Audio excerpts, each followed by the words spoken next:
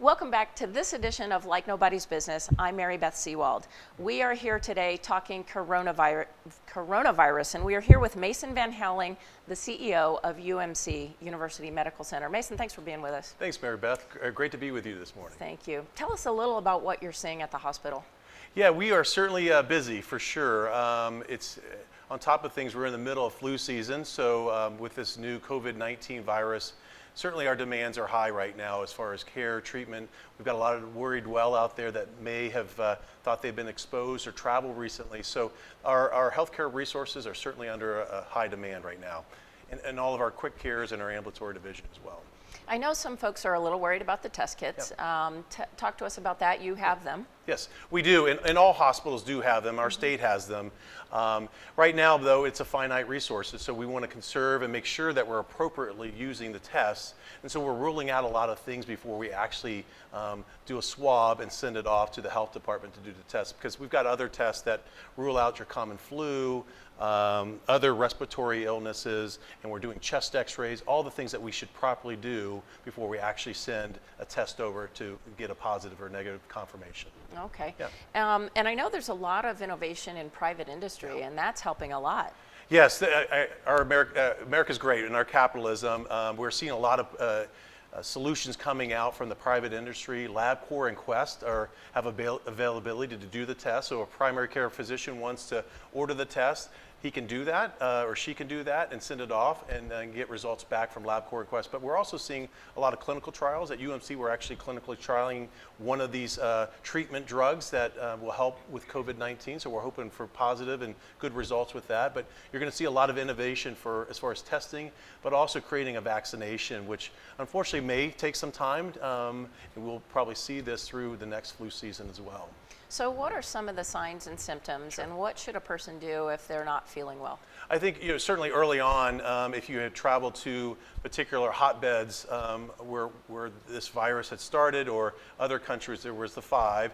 That certainly is if you traveled to one of those and then proceeded to have symptoms such as a temperature over 100.4, sore throat, cough, respiratory illness. Those were really clear signs of a potential positive. So we're ruling out all those symptoms, but those are kind of the big mild symptoms. Certainly patients have underlying conditions, and you hear about the vulnerable population, the elderly. There are a lot of co-conditions that exacerbate this illness, whether it's hypertension, respiratory issues, immune compromised patients. You certainly want to be very concerned if you have some of those other mild symptoms, because those are the patients that we're seeing, unfortunately, some of the fatalities. And what do you recommend? I know we're not recommending that folks go to the ER. They should just call their general practitioner. Yeah, this continues to evolve every day, and again, we want to conserve our hospital beds. We're in the middle of flu season, so we're already busy. So there's a lot of things that your primary care physician can do. I know we've got great insurers out there that have telemedicine that provide that. I highly recommend using those telemedicine applications out there. They're really great. And then you can talk with your physician on what's going on and what your next steps should be, whether it is going to an urgent care or going to a hospital. But hopefully you and your private physician can work out the best solution based off your symptoms. And you mentioned it's flu season, Yes. and there's still time to get a flu shot, so we recommend that. Absolutely, yes. Flu is always the focus, and we should always focus on this. And I'm hoping some of the silver lining on all this, that we've all understood that we're on the front lines, and every individual can help protect themselves in our community. And it's all the things that you guys have been promoting. Yeah. It's the hand washing for 20 seconds. Soap and water is still the best. I know we've got a lot of hand sanitizers, but we're not short on soap and water, so we can still do that. Wiping down surfaces, the social distancing, just staying home if you're not feeling well. Those things all work with the COVID-19, but also other flu-like symptoms. And so we're talking about the flu. There are a lot of things that we do typically for the flu. We stay home, we have fluids, and we take cough syrup, things like that. Are those treatments at all helpful with COVID-19? Absolutely. Most patients that are positive are at home. The ones that are in the hospital have those other co-conditions that make it much more acute and severe. But most of the patients in our state, but also in our country, are at home. they're staying in bed, they're not going out, they're staying hydrated, and they're following their doctor's orders. So again, isolation, staying at home, not spreading the virus is what we recommend, and that's the treatment we have right now. And typically, what is the life, how long do people have it? Yeah, so it all depends. We've seen individuals that have the virus but are not symptomatic. And then we've seen those that have the virus and that are symptomatic. It all depends on how you respond. The senior population, unfortunately, is having more of a difficult time. But it could be, you could never show a symptom and have the virus and it could go away.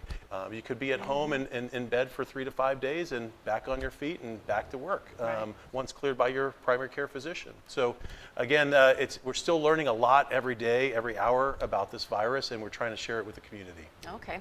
And talk to us about, for example, the number of beds at UMC and things like that. Sure. UMC, we're a very large hospital. We're 541 beds. We have a lot of ICU beds, and you're hearing about negative pressure rooms. And do hospitals have enough beds and ventilators and healthcare providers to take care of the population should it get worse? And what we're trying to do is, when you see viruses and new pandemics, there's usually this huge spike at the beginning, and we're trying to smooth out that curve so we don't have a high demand all at once. And so we're trying to level that curve over time so we don't overwhelm the system and our healthcare workers and our providers that are on the front line. So that's why why you're seeing a lot of the actions taken by our president, our governor, our county to be able to keep distance and try to slow the spread and help us manage this over a longer period of time versus a short period of time very quickly. And so on that note, if you have an elective procedure coming up, maybe now's not the best time to do that. Yeah, we're still open for business, but we are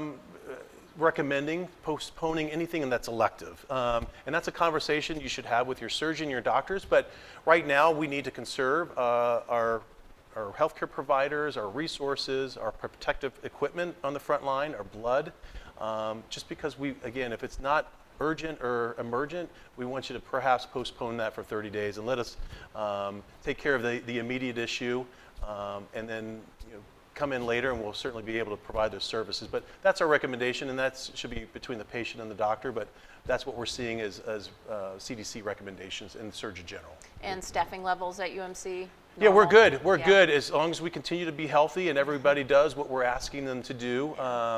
And again, our healthcare providers, this is what they signed up to do. And being back at the hospital, I see them just taking this on and just very proud of all of our healthcare workers in Clark County. And Mason, do you know when we might see a vaccine for COVID-19? Yeah, I think it's going to be a little while. Everything that I'm reading and hearing from the experts, they are working on it day and night. And a lot of things are at the FDA for testing, but also for vaccinations. But I think it's going to be a good 12 months, unfortunately, before we see a vaccination that's out there that addresses this particular COVID virus. And we were talking earlier about some of the symptoms and things like that. You can still take your cough medicine, stay at home, get your flu shot. Yes, so we want to make sure everybody gets their flu shot. Definitely. You were talking earlier too about the name COVID-19. Yes. Where does that come from? Yeah, the 19 is because it was identified in 2019, but it is a particular coronavirus, and we've had multiple coronaviruses that have evolved over time that we can test for today in our flu testing and our biofire test that we do at the hospital. Unfortunately, this particular strain is not part of that, but we're working to get that in. So when we go into the next flu season and when we get this under control, we'll be able to identify it early on. But yeah, 2019 is the COVID-19, and when it was identified in China from the beginnings, from a fish market in China. Interesting. Yeah. Well, we just really want to make sure that we're encouraging our chamber members and our viewers, the business community, to practice some of those best practices, like you said, washing your hands, using the hand sanitizer, social distancing, not going anywhere unless you just have to. Right. Because why put yourself at risk? We need to make sure and spread it out. Yeah. And we appreciate the Chamber's support on that and getting the word out because, again, every Nevadan can have a part in this and slowing this down and helping us mitigate at this point in time.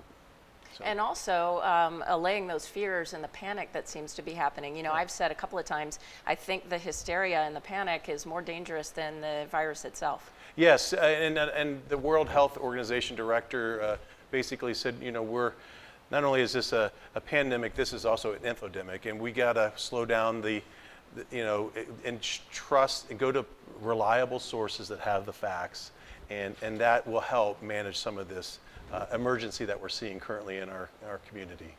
Well, thank you so much for being with us. Thank you for your service to our community. We really appreciate all you're doing. Thanks, Mary Beth. I appreciate that. Okay. Thank you. All right. Thank you for watching this edition of Like Nobody's Business. We'll be back right after this.